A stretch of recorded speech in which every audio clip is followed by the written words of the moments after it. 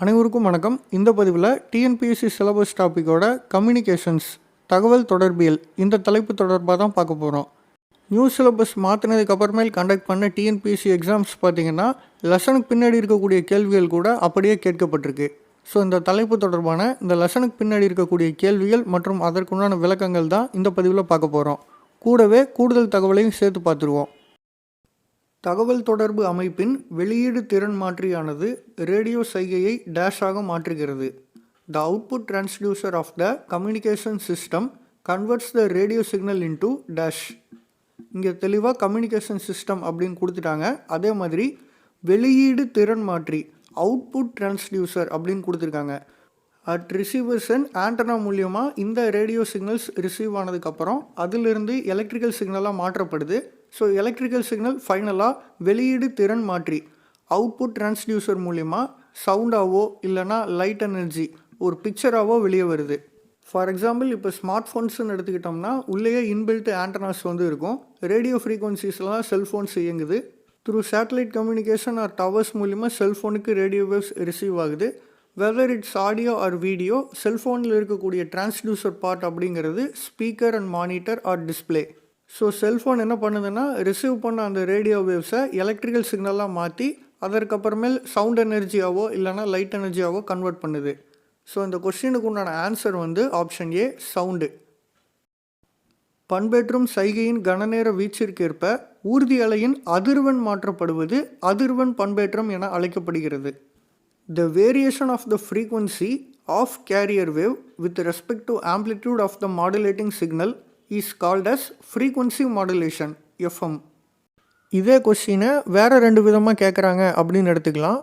முதல்ல அடிக்கற்றையினுடைய கனநேர வீச்சிற்கேற்ப ஊர்தி செய்கையினுடைய வீச்சானது மாற்றப்படுவது என்ன, அதே சமயம் அதிர்வெண் மற்றும் கட்டமானது மாற்றப்படாமல் இருக்குது.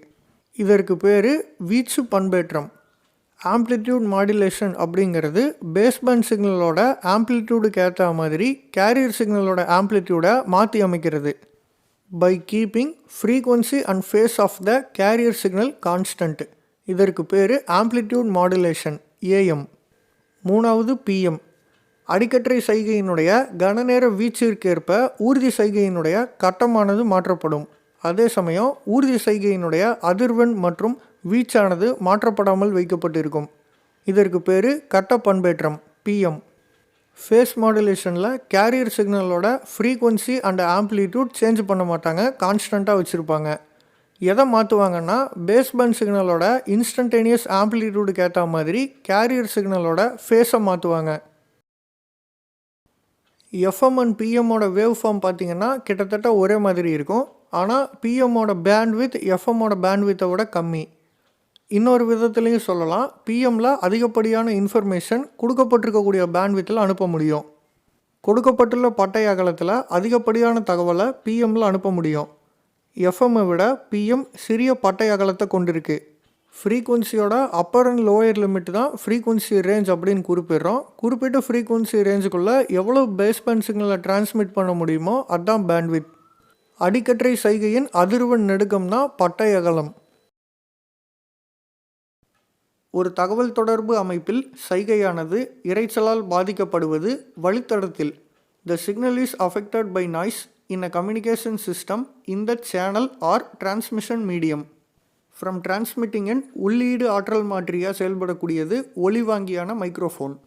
அதுதான் இன்புட் டிரான்ஸ்டியூசராக இருக்கிறதுனால அதை டிசைன் பண்ணும் போதே குறிப்பிட்ட சவுண்ட் டெசிபிளுக்கு கீழே இருக்கக்கூடிய ஆடியோஸ், ஃபார் எக்ஸாம்பிள் விண்டு, தூரத்தில் இருக்கவங்க பேசுகிறது, இந்த மாதிரி நாய்ஸ் எல்லாம் அது ரெக்கார்ட் பண்ணாது. இங்கே கம்யூனிகேஷன் சிஸ்டமில் மென்ஷன் பண்ணக்கூடிய நாய்ஸ் அப்படிங்கிறது டிரான்ஸ்மிட்டட் சிக்னல் கூட இன்டர்ஃபியர் ஆகக்கூடிய அன்டிசைரபிள் எலக்ட்ரிக்கல் சிக்னல். இது மாடுலேட்டட் டிரான்ஸ்மிட்டட் சிக்னலோட ஸ்ட்ரென்த்தை குறைக்குது. அதை அட்டனுவேஷன் அப்படின்னு குறிப்பிடுவாங்க. So noise causes attenuation. இரைச்சல் என்பது பரப்பப்பட்ட சைகையை இடைமறிக்கக்கூடிய விரும்பத்தகாத மின் சைகை. இந்த இரைச்சலானது பரப்பப்பட்ட சைகையின் தரத்தை குறைக்கிறது. அதை வலுவிழப்பு அப்படின்னு குறிப்பிடுறாங்க. இந்த மாதிரி இருக்கக்கூடிய unwanted or undesirable electrical signals எதிலிருந்து வருதுன்னா ஆட்டோமொபைல்ஸில் இருக்கக்கூடிய spark plugs, welding machines and electrical motors. மின்னல், சூரியன் மற்றும் விண்மீன்களிலிருந்து வரக்கூடிய கதிர்வீச்சுகள், கதிரியக்கம் போன்றவையாலும் இது நடக்கலாம். இந்த மாதிரி காரணங்கள்னால இரைச்சலானது தவிர்க்க முடியாததாக இருக்குது. முற்றிலுமாக நீக்க முடியாது, ஆனால் அதை குறைக்கக்கூடிய வழிகளுக்காக ஒரு சில நவீன தொழில்நுட்பங்கள் உருவாக்கப்பட்டிருக்கு. எஃப்எம் ஒளிபரப்புகளில் சர்வதேச அளவில் ஏற்றுக்கொள்ளப்பட்ட அதிர்வெண் விலகல், the internationally accepted frequency deviation for the purpose of FM broadcast. FM ப்ராட்காஸ்டோட ஃப்ரீக்வன்சி ரேஞ்ச் அதிர்வெண் நெடுக்கம் பார்த்திங்கன்னா 87.5 மெகாஹெர்ட்ஸ்லேருந்து 108 மெகாஹெர்ட்ஸ் வரைக்கும். அதிர்வெண் பண்பேற்றத்தை பொறுத்த வரைக்கும் அடிக்கற்றை சைகையினுடைய அந்த முகடு இருக்கு இல்லையா, அதற்கேற்றாற் போல ஊர்தி சைகையினுடைய அதிர்வெண்ணானது குறுக்கப்படுது. அதே மாதிரி அடிக்கற்றை சைகையினுடைய அகடு இருக்கு இல்லையா, அதற்கேற்றாற் போல ஊர்தி சைகையின் அதிர்வெண்ணானது தளர்வு செய்யப்படுகிறது. அடிக்கற்றை சைகையினுடைய வீச்சு 0 அதாவது சுழியமாக இருக்கும்போது அந்த இடத்துல ஊர்தி சைகையினுடைய அதிர்வெண்ணானது பொருத்தப்படுது. மின்காந்த அலைகள், எலக்ட்ரோமேக்னெட்டிக் வேவ்ஸ் அப்படிங்கிறது டிரான்ஸ்வர்ஸ் வேவ்ஸ், குறுக்கலைகள். இந்த டிரான்ஸ்வர்ஸ் வேவில் கிரஸ்ட் அண்ட் ட்ரஃப்ங்கிறது படிச்சிருப்பீங்க.